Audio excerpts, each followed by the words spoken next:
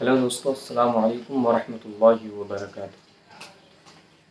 दोस्तों, इस बात में कोई शक नहीं है कि हमारे देश में रहने वाले बहुत सारे लोग पॉलिटिक्स में दिलचस्प रखते हैं और शायद यही वजह है कि अगर आप देखेंगे हर धर्म हर जाति में आपको कोई ना कोई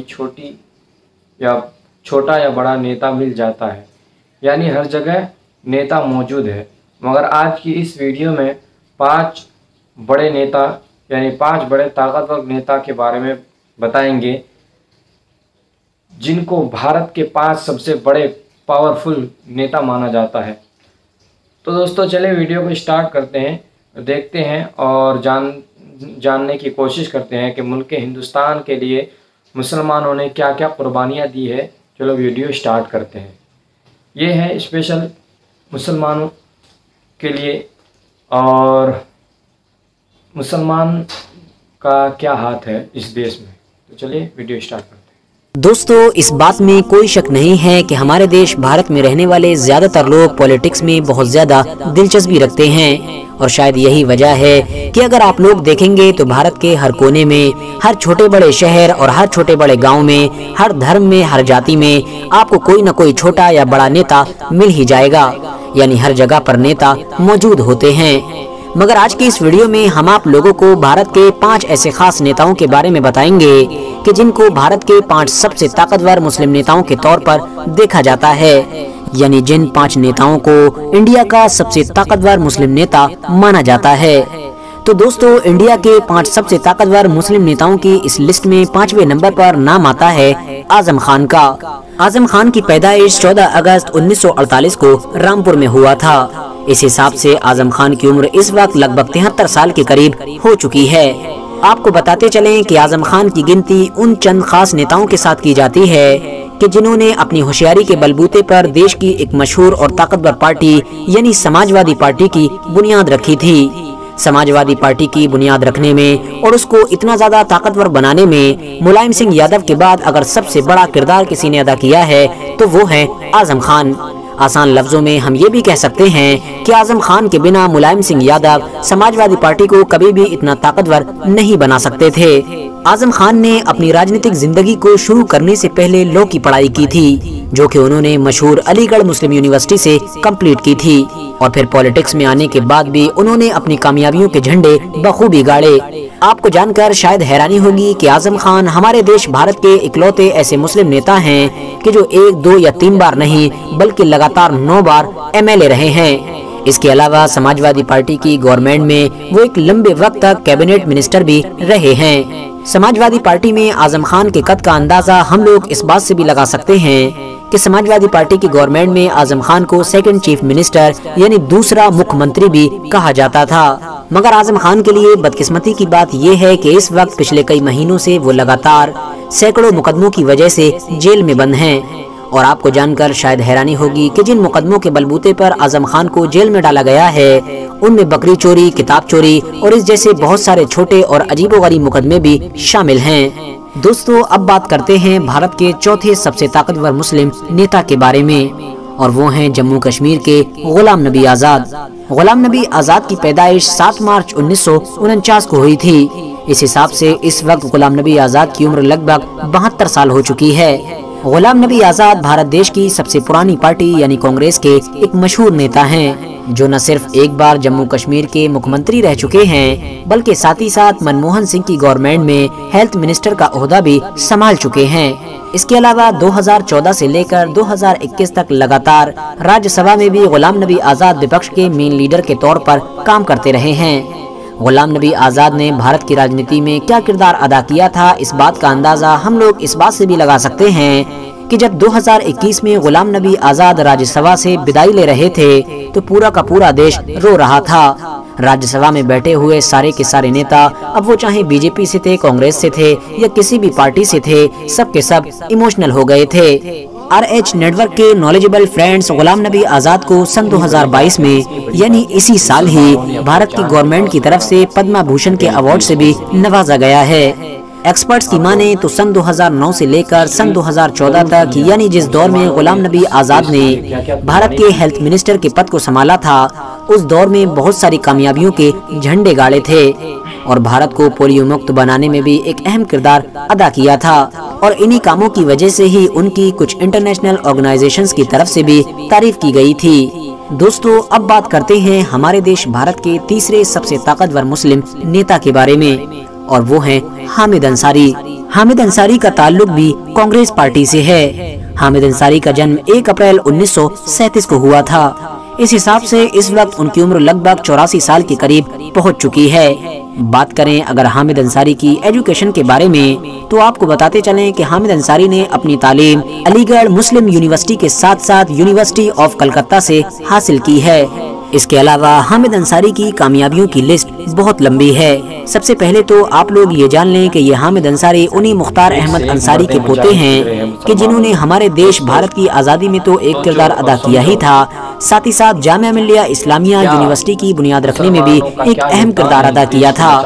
बात करें अगर हामिद अंसारी की कामयाबियों के बारे में, तो सबसे पहले तो आप लोग ये जान लें कि हामिद अंसारी लगातार 2 बार हमारे देश भारत के उपराष्ट्रपति रह चुके हैं। उपराष्ट्रपति बनने से पहले भी हामिद अंसारी ने न सिर्फ एक लंबे वक्त तक अरब के इलाके में भारत के एक राजदूत के तौर पर काम किया था, बल्कि साथ ही साथ एक लंबे वक्त तक यूनाइटेड नेशन में भी इंडिया को रिप्रेजेंट किया था। आप लोगों के लिए ये बात जान लेना भी जरूरी है कि इस वक्त हामिद अंसारी एक ऐसे नेता हैं कि जिनकी गिनती भारत के सबसे काबिल नेताओं के साथ की जाती है, क्योंकि हमारे देश भारत में बहुत कम ही ऐसे नेता हैं कि जो हामिद अंसारी जैसे काबिल और पढ़े लिखे माने जाते हैं। दोस्तों, अब बात करते हैं भारत देश के दूसरे सबसे ताकतवर मुस्लिम नेता के बारे में, और वो हैं बदरुद्दीन अजमल।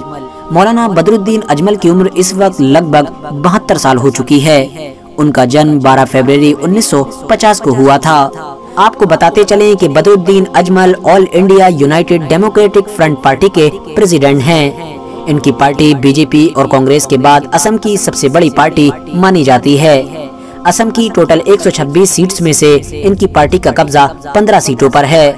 मशहूर नेता बदरुद्दीन अजमल की तरफ से कायम किया गया अजमल फाउंडेशन इस वक्त असम का सबसे बड़ा गैर सरकारी संगठन बन चुका है, जिसके अंडर में न सिर्फ बहुत सारे लोग मेडिकल फैसिलिटीज हासिल कर रहे हैं, बल्कि साथ ही साथ एजुकेशन भी हासिल कर रहे हैं। मौलाना बदरुद्दीन अजमल के इस वक्त पूरी असम स्टेट में न सिर्फ 50 से भी ज्यादा स्कूल चल रहे हैं, बल्कि 20 से 25 के करीब कॉलेजेस भी मौजूद हैं। इसके अलावा अजमल फाउंडेशन के अंडर ही में हर साल सुपर 40 नाम की एक ऐसी बड़ी स्कीम भी चलाई जाती है कि जिसके तहत हर साल 40 बच्चों को IAS जैसे बड़े एग्जाम की तैयारी करवाई जाती है। दिलचस्प बात यह है कि बदरुद्दीन अजमल एक नेता होने के साथ साथ कामयाब बिजनेसमैन भी हैं। उनकी एक कंपनी है कि जिसको अजमल परफ्यूम के नाम से जाना जाता है। अजमल परफ्यूम नाम की इस कंपनी के परफ्यूम पूरी दुनिया में यूज किए जाते हैं। उनकी इस कंपनी के बड़े बड़े शोरूम रूस, अमेरिका, दुबई और जापान जैसे बड़े बड़े देशों में मौजूद है। दोस्तों, अब बात करते हैं उस नेता के बारे में कि जो इस लिस्ट में टॉप पर मौजूद है, यानी भारत के सबसे ताकतवर मुस्लिम नेता के बारे में, और वो कोई और नहीं बल्कि हैदराबाद के असदुद्दीन ओवैसी हैं। आपको बताते चलें कि असदुद्दीन ओवैसी का जन्म 13 मई 1969 को हुआ था। इस हिसाब से उनकी उम्र इस वक्त लगभग 52 साल के करीब हो चुकी है। लंदन से ग्रेजुएट असदुद्दीन ओवैसी को इस वक्त भारत के सबसे काबिल और सबसे पढ़े लिखे नेताओं में गिना जाता है। जब कभी भी किसी भी मुद्दे पर असदुद्दीन ओवैसी अपनी बात रखते हैं तो उनके तर्कों को सुनने के बाद ज्यादातर लोगों का मुंह खुला का खुला रह जाता है। असदुद्दीन ओवैसी ऑल इंडिया मजलिस इत्तेहादुल मुस्लिमीन के प्रेसिडेंट हैं, जो एक ऐसी पॉलिटिकल पार्टी है कि जिसका पिछले 40 से 50 साल से लगातार हैदराबाद के इलाके में बड़ा दबदबा माना जाता है। मगर पिछले कुछ सालों से अब असदुद्दीन ओवैसी अपनी इस पार्टी के दबदबे को हैदराबाद के अलावा दुनिया के दूसरे कोनों में भी फैलाना चाहते हैं, और शायद वो इस चीज में कामयाब भी हो रहे हैं, क्योंकि इस बात में कोई शक नहीं है कि पिछले कुछ सालों के अंदर असदुद्दीन ओवैसी देश के हर कोने में बड़ी फैन फॉलोइंग बना चुके हैं। दोस्तों, हैदराबाद में असदुद्दीन ओवैसी के बहुत सारे स्कूल्स, कॉलेजेस के साथ साथ बहुत सारे हॉस्पिटल्स भी चलते हैं, जिन हॉस्पिटल्स के अंदर हजारों लोगों का मुफ्त इलाज किया जाता है। आपको बताते चलें कि भारत की सरकार असदुद्दीन ओवैसी को संसद रत्न के अवार्ड से नवाज चुकी है। इसके अलावा असदुद्दीन ओवैसी का नाम पूरी दुनिया के 500 सबसे प्रभावशाली मुसलमानों की लिस्ट में भी शामिल किया जा चुका है। फिलहाल दोस्तों, आज की अपनी वीडियो को हम यहीं पर खत्म करते हैं। आज की इस वीडियो के बारे में आप लोगों की क्या राय है, कमेंट्स बॉक्स में हमें जरूर बताएं। वीडियो पसंद आने पर न सिर्फ वीडियो को लाइक करें बल्कि अपने फ्रेंड्स के साथ भी जरूर शेयर करें। और इसी तरह की नॉलेजेबल और हिस्टोरिकल वीडियोस हमेशा देखने के लिए हमारे इस चैनल को सब्सक्राइब करके साथ ही में बेल आइकन को भी प्रेस कर दें। तो दोस्तों, कैसी लगी आपको वीडियो? उम्मीद करता हूँ आपको वीडियो बहुत अच्छी लगी होगी। अगर वीडियो अच्छी लगी तो कमेंट, शेयर, लाइक ज़रूर करें और पेज को भी फॉलो कर लें और सब्सक्राइब कर लें। दोस्तों, मैं आपके लिए बहुत अच्छी वीडियो लेकर आऊँगा।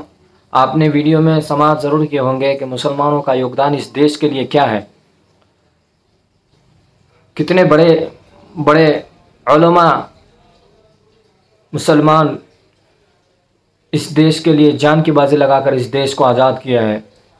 मुसलमानों ने इस देश को बहुत अनमोल चीज़ें दी है। ताजमहल दिए है, लाल किला दिया है, कुतुब मीनार दिया है, जामा मस्जिद दिए हैं। और कुछ लोग मांगते हैं हमारे इस देश के नागरिकता होने का सबूत मांगता है। सबसे बड़ा सबूत तो यही है, हमारे किले हैं, लाल किला है, कुतुब मीनार है, जामा मस्जिद है। हम इस देश के बासिंदगी हैं। हम मुसलमान इस देश के जान शान हैं, आन बान है, और इससे बड़ी क्या चीज़ चाहिए। तो दोस्तों, मैं उम्मीद करता हूँ आपके लिए मैं अच्छी इस तरह के वीडियो लेकर आऊँगा। और आप लोग, अभी इलेक्शन का टाइम चल रहा है, आप लोग को मैं ये मैसेज देना चाहूँगा कि देश हमारा बदतर से बहुत बुरा हाल हो चुका है। आप लोग सही जगह वोट करें और सही आदमी को लेकर आएँ। तब तक के अस्सलाम वालेकुम।